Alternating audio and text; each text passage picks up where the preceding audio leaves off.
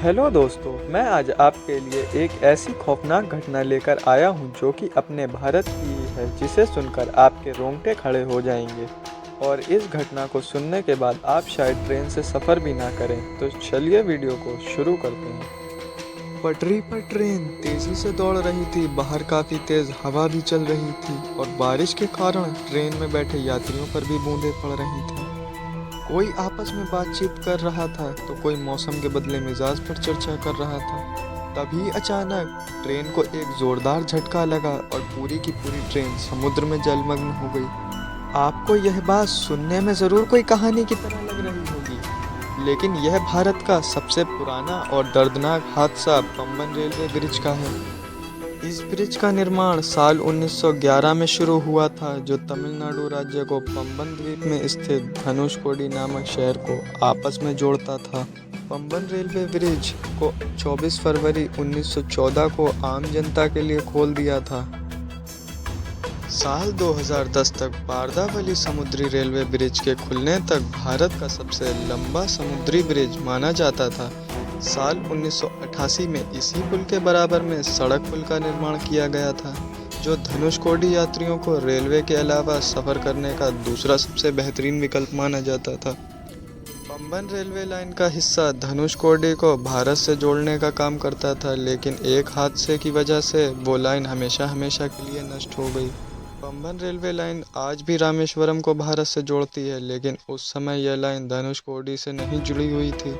धनुषकोडी को टूटी हुई रेलवे लाइन का दोबारा बनाने का प्रयास नहीं किया गया, क्योंकि वो लाइन और उसमें चलने वाली ट्रेन रहस्यमयी ढंग से समुद्र की लहरों में बह गईं। धनुषकोडी शहर कैसे बना खंडर? साल 1964 से पहले तमिलनाडु के पूर्वी तट पर धनुषकोडी एक बहुत ही खूबसूरत और व्यापारिक शहर हुआ करता था, जहां से श्रीलंका की दूरी महज 18 मील यानी 29 किलोमीटर। इस शहर को भारत से जोड़ने के लिए पंबन से एक रेलवे तैयार की गई थी, जो समुद्र के बीचों बीच मौजूद थी।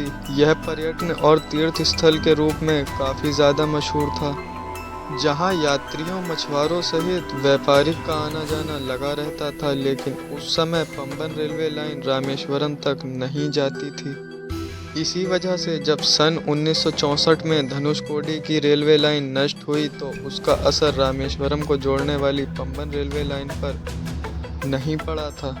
ऐसे में जब धनुषकोडी को जोड़ने वाली रेलवे लाइन चक्रवात की चपेट में आकर नष्ट हो गई, तो समृद्ध शहर भी पूरी तरह से खंडर हो गया था। 21 दिसंबर 1964 को भारत के दक्षिणी छोर में तेज चक्रवात और तूफान की स्थिति हो गई थी। ऐसे में जब पंबन धनुषकोडी पैसेंजर ट्रेन तमिलनाडु के मंडपम से धनुषकोडी के लिए निकली, तो यह उसका आखिरी सफ़र साबित हुआ। दरअसल जिस समय मंडपम रेलवे स्टेशन से रवाना होने वाली थी, उस समय समुद्र में लो प्रेशर की स्थिति बनी हुई थी, जिसकी वजह से बारिश और तूफान की आशंका बनी हुई थी।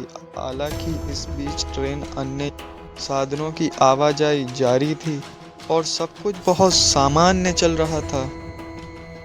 ऐसे में जब train number 653 Mandapam railway station से रवाना हुई, तो उस समय 45 किलोमीटर प्रति घंटा की रफ्तार से हवाएं चलने लगीं। ट्रेन जैसे जैसे पटरी पर आगे बढ़ रही थी, वैसे वैसे हवा की रफ्तार तेज़ होने लगी और वो तूफ़ानी हवाओं में तब्दील हो गई। ऐसे में लोको पायलट को सिग्नल मिलना बंद हो गए और उन्होंने सुरक्षा के लिहाज से ट्रेन को बीच में ही रोक दिया था।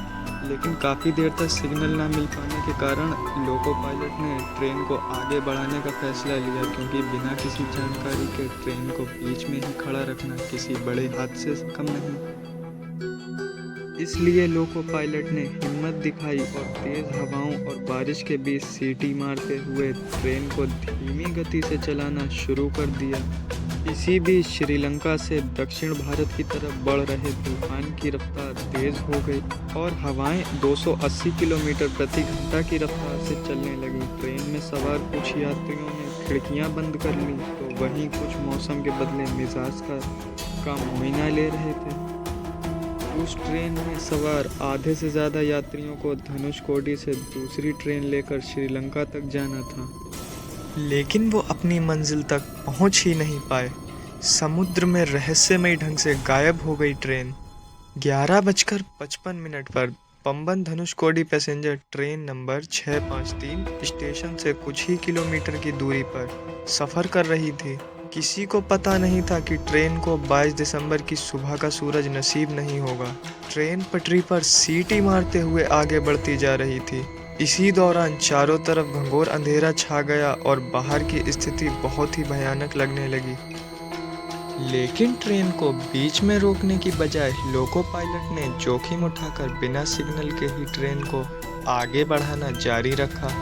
जब ट्रेन समुद्र में बने पंबन रेलवे ब्रिज पर पहुंची तो स्थिति और भी खतरनाक हो गई थी, क्योंकि तेज तूफानी हवा और बारिश की वजह से पटरी में काफ़ी फिसलन हो चुकी थी और अंधेरे की वजह से स्थिति का सही अंदाज़ा लगा पाना बहुत ही मुश्किल हो रहा था।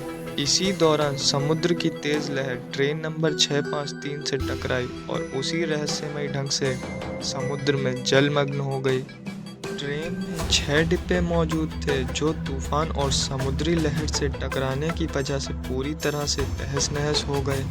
तूफान इतना तेज था कि स्थिति का सामान्य होने के बावजूद भी ट्रेन नंबर 653 का पुर्जा तक नहीं मिला था। रेलवे आंकड़ों की माने तो उस तूफानी समुद्री लहर ने पंबन धनुषकोडी पैसेंजर ट्रेन समेत 110 यात्रियों और 5 रेलवे कर्मचारियों की जान ले ली थी। समुद्री लहर के साथ ट्रेन और उसमें सवार यात्री कहाँ बह गए, इस बात का अंदाज़ा लगा पाना बहुत ही मुश्किल था। इसलिए यह घटना एक रहस्य बनकर रह गई। तो यही थी रहस्यमयी ढंग से गायब होने वाली Pamban Dhanushkodi passenger train number 653 की कहानी, जो अचानक से गायब होने के साथ साथ कई लोगों को लहरों में ले डूबी। वीडियो अच्छी लगी हो तो वीडियो को लाइक करें। ऐसे रहस्यमयी वीडियो देखने के लिए चैनल को सब्सक्राइब करें और ये रहस्यमयी घटना अपने दोस्तों के साथ भी शेयर करें और अपने फेवरेट पार्ट कमेंट सेक्शन में बताना मत भूलना। Thanks for watching.